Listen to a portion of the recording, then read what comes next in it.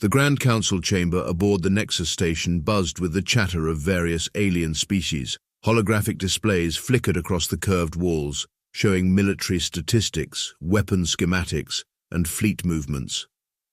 At the center of it all sat Admiral Crix, his crystalline exoskeleton reflecting the ambient light in rainbow patterns as he drummed his primary manipulators against the polished conference table. "And now," he announced, mandibles clicking in what his species considered a smile, "we shall discuss the matter of human military integration into the Galactic Defense Force." Commander Chen sat straight-backed in her chair, maintaining a professional demeanor despite being the only human in a room full of alien diplomats and military leaders. She'd expected the condescension. It came with being from a primitive species, but the outright laughter that followed Admiral Crix's statement made her jaw clench. "Surely you jest, Admiral," chittered Delegate Zixtal, their bioluminescent spots flashing in amusement. "The humans still use projectile weapons. Actual pieces of metal propelled by chemical explosions. It's practically Stone Age technology." "I assure you," Chen interjected, keeping her voice level, "Earth's military capabilities are more than sufficient to—" "Oh yes, yes," Admiral Crix waved a manipulator dismissively. "We've reviewed your military history. Very impressive for a species your age. But surely you understand that in modern space warfare, kinetic weapons are about as useful as throwing rocks at a star destroyer." More laughter rippled through the chamber. Chen noticed how several delegates didn't even bother hiding their amusement behind diplomatic pretense anymore. A Varaxian in the corner was literally wheezing, their respiratory sacs inflating and deflating rapidly in their species equivalent of hysterical laughter. "With all due respect, Admiral," Chen leaned forward, a slight smile playing at the corners of her mouth, "I believe you're underestimating the effectiveness of human weapon systems." Admiral Crix's crystalline form shifted colors, showing patterns that indicated patronizing amusement. "Commander Chen, our smallest corvettes are equipped with energy shields that can deflect asteroids. Your most powerful weapons rely on launching metal at high speeds. The physics simply don't support your confidence." "Physics," Chen replied, "is exactly why you should be taking our weapons more seriously." She tapped her datapad, bringing up a holographic display of Earth's latest military developments. "Would you be interested in a demonstration?" The chamber erupted in another wave of laughter. A Meridian delegate actually fell out of their hovering chair. "A demonstration?" Admiral Crix's colors shifted to deep purple. Smugness, if Chen remembered her xenobiology correctly. "Commander, we don't want to embarrass your species. This is meant to be a productive diplomatic meeting." Chen's smile widened just a fraction. "No embarrassment necessary, Admiral. We simply want to show what humanity brings to the table, unless, of course, you're concerned about what such a demonstration might reveal." The chamber fell silent. Even the Varaxian stopped wheezing. Admiral Crix's crystalline surface rippled, a sign of agitation. "Are you suggesting, Commander, that we fear your primitive weapons?"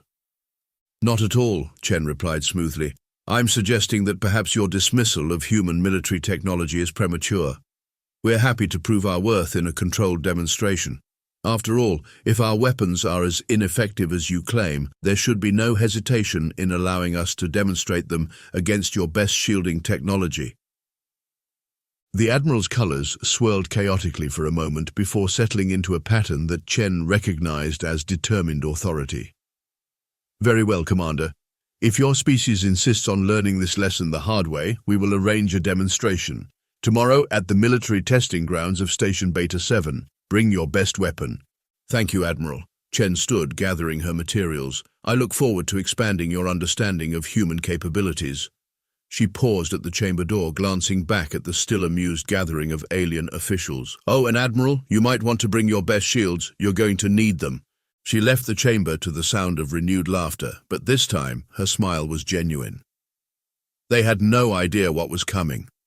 The military testing grounds of Station Beta 7 stretched across an asteroid that had been hollowed out and reinforced with the finest materials in the galaxy. Commander Chen stood at the observation deck, watching the alien delegation prepare their demonstration. Behind her, Lieutenant Wong was running final diagnostics on their equipment, his fingers dancing across multiple holographic interfaces. "And now," Admiral Crix announced through the station's communication system, "we'll show you what real weapons technology looks like." The demonstration began with a flash of light that would have blinded unprotected eyes. A Meridian cruiser's main gun unleashed a concentrated beam of plasma at a test target, vaporizing it instantly. The energy discharge created beautiful auroras in the station's artificial atmosphere. 30 terajoules of directed energy, the Admiral's smug voice echoed. Enough to punch through 3 meters of reinforced durasteel. His crystalline form glimmered with pride. And that's just our standard armament. Delegate Zixatal's bioluminescent spots pulsed with excitement. Perhaps we should show them the new quantum cascade cannon, though it might be a bit overwhelming for their understanding. The massive weapon platform swiveled into position. What followed was a demonstration of destructive power that bent space itself, creating a localized singularity that crushed the target into subatomic particles. Now that, Admiral Crix declared, is modern warfare. No primitive projectiles, no chemical propellants, pure energy manipulation. He turned to Chen. Still confident about your demonstration, Commander? Chen nodded to Wang, who pressed several commands into his console. A massive cargo pod began moving through the station's transport system. What's this? The Varaxian delegate wheezed. Are you bringing your entire arsenal? Just one weapon, Chen replied calmly, though we'll need the space. The cargo pod opened to reveal what looked like a massive cannon, but unlike anything the aliens had seen before, its barrel stretched nearly 60 meters, with massive electromagnetic coils visible along its length, power conduits thick as tree trunks connected to multiple fusion reactors. By the void, someone muttered, they actually brought a projectile weapon. Admiral Crix's crystalline surface rippled with amusement. Commander, while I appreciate the effort in bringing such a large device, size doesn't change the fundamental limitations of kinetic weapons. This isn't just any kinetic weapon, Chen replied, gesturing to the massive gun. This is the XM-1 hypervelocity mass driver. We call it the Planet Cracker. More laughter from the alien delegation. Such dramatic names, Zixatal chittered. Shall we put up our strongest shields? Give them a sporting chance? Actually, Chen smiled, we'd appreciate that.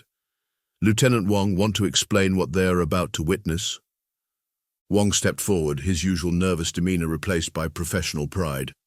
The XM-1 uses electromagnetic fields to accelerate a relatively small projectile, about 20 kilograms, to approximately 1/10 the speed of light.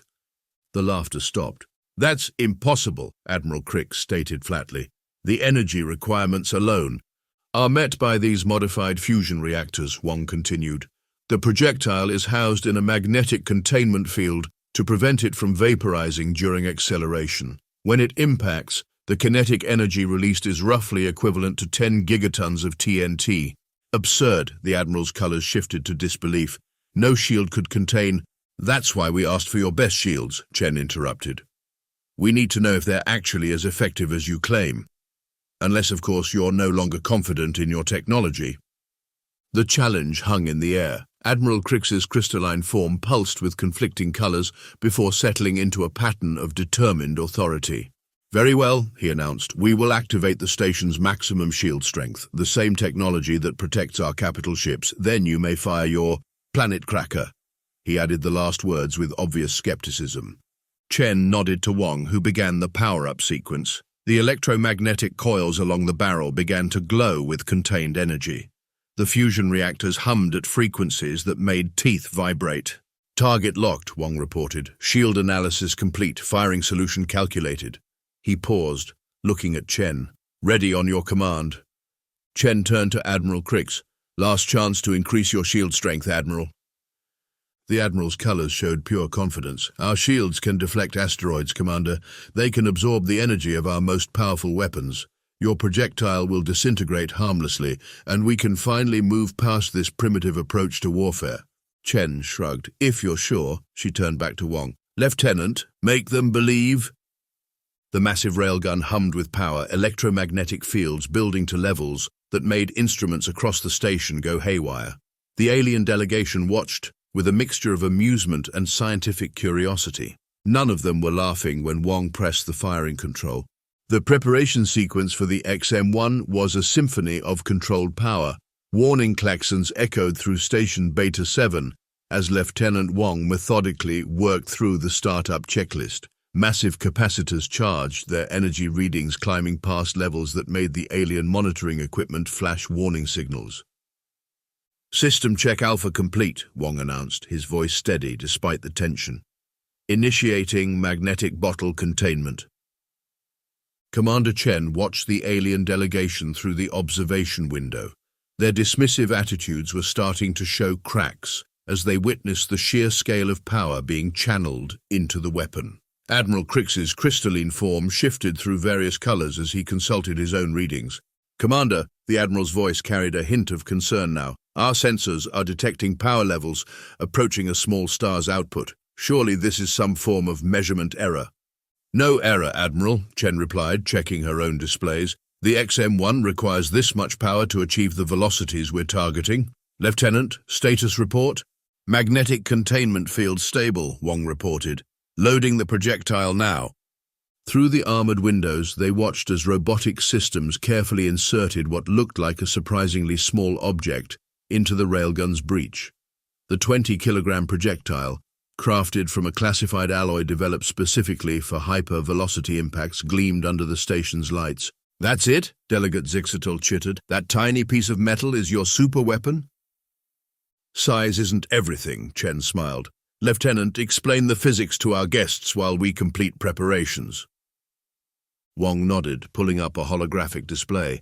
"The kinetic energy of an object is equal to 1/2 its mass times its velocity squared. At 1/10 the speed of light, that tiny piece of metal carries enough energy to—" "Impossible," interrupted a Meridian scientist who had been quiet until now. "At such velocities, the projectile would vaporize from air resistance alone."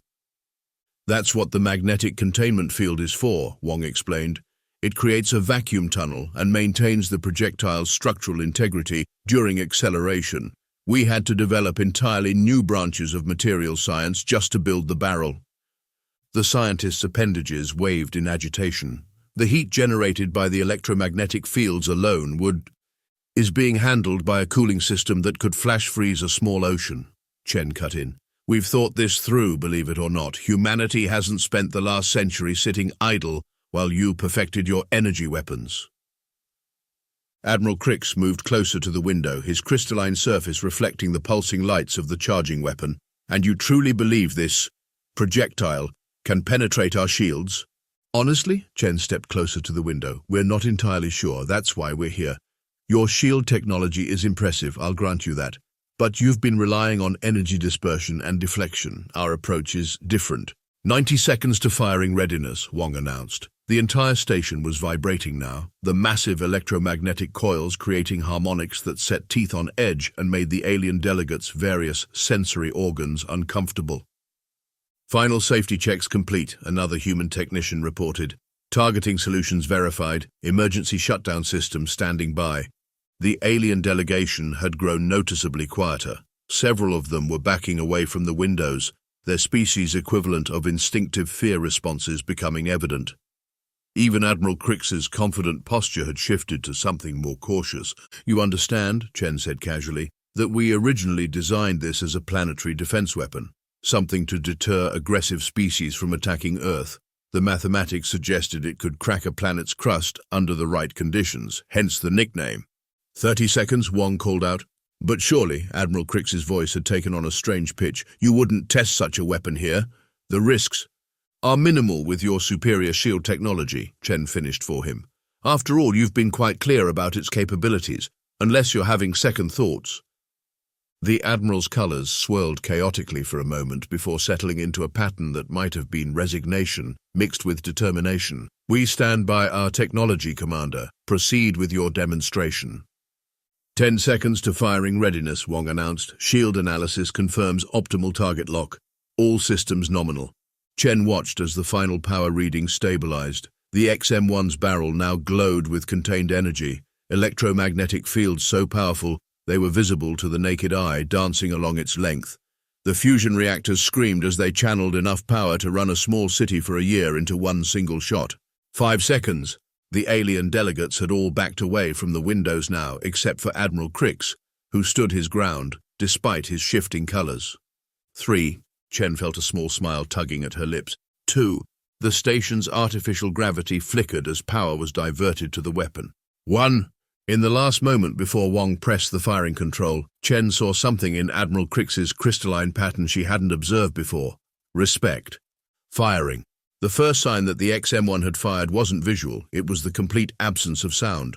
All the station's background noise, the hum of machinery, even the nervous shuffling of the alien delegates, everything went dead silent for a fraction of a second as the electromagnetic fields reached their peak. Then physics caught up. The thunderclap that followed was unlike anything the station had ever experienced. The observation deck's reinforced windows flexed under the pressure wave. Several alien delegates were knocked off their feet. The Varaxians' respiratory sacs collapsed completely, causing them to make a sound like a deflating balloon. But no one was laughing now. The projectile, now traveling at 1/10 the speed of light, crossed the testing range in microseconds. The air in its path didn't have time to move. It was transformed into plasma instantly, creating a tunnel of pure energy that looked like a laser beam. The magnetic containment field surrounding the projectile was visible as a cone of blue-white fire, protecting the 20-kilogram mass of engineered alloy as it tore through space. Admiral Crix's impenetrable shield flared bright enough to trigger the observation deck's automatic light filters. For a microsecond it held, creating a spectacular display as layers of energy tried to disperse the incoming kinetic force. Then mathematics took over. Impact energy reading at 8.9 gigatons, Wong reported, his voice clinical despite the spectacle. Shield integrity failing at exponential rates. The shield didn't just fail, it shattered. The energy barrier that could supposedly withstand asteroid impacts and deflect the most powerful energy weapons in the known galaxy broke apart like glass, hit with a sledgehammer. The fragments of energy scattered in all directions, creating a brief aurora that lit up the entire testing range. The projectile continued on its path, utterly unimpeded. Secondary containment fields holding, someone reported. These were the emergency shields designed to catch any debris or energy discharge from the test. They lit up like miniature suns as they absorbed the scattered remains of Admiral Crix's best defensive technology. When the light show finally faded and the emergency sensors confirmed it was safe to observe without filters, the results were undeniable. Where the test target had been, there was now simply nothing. Not debris, not scattered particles, not even plasma. The kinetic energy of the impact had been so massive that it had converted the entire target mass into pure energy. By the void, Delegate Zixital whispered, their bioluminescent spots completely dark with shock. That's not possible. Full data capture successful, Wong reported, pulling up the analysis. Would you like to see the physics breakdown, Admiral? Admiral Crix's crystalline form had gone completely transparent, a sign of total astonishment in his species.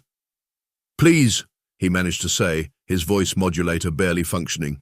Wong brought up a holographic display showing the impact in extreme slow motion, relative to the projectile's speed, of course. The initial impact created a localized gravitational distortion due to the extreme energy density. The target material didn't just break apart, it underwent brief gravitational collapse before being converted to energy by the sheer force of the collision. But our shields, a Meridian scientist stammered. Were impressive, Chen nodded. They actually held for almost a microsecond longer than our calculations predicted, but you designed them to deal with energy weapons and normal space debris. This was something else entirely. She gestured to another display showing the mathematics. The kinetic energy of an object increases with the square of its velocity. At 1/10 the speed of light, our primitive projectile carried more energy than all of your energy weapons combined. No shield designed to disperse energy could handle that much force concentrated into a space smaller than a dinner plate. The real breakthrough, Wong continued, warming to his subject, was the magnetic containment system. It keeps the projectile from interacting with any matter during acceleration and flight, preventing it from disintegrating before impact. When it hits the target, though, that containment field collapses in a controlled manner, allowing the full kinetic energy to transfer instantly. Admiral Crix had finally regained some of his composure, his crystalline form settling into a pattern that indicated deep thought. And you say this was designed as a planetary defense weapon? Originally, Chen confirmed, though we've scaled this version down considerably for the demonstration. The full-sized version is considerably more impressive. The admission sent a visible shudder through the alien delegation. The implications were clear. If this scaled-down version could do this much damage, what could the full weapon do?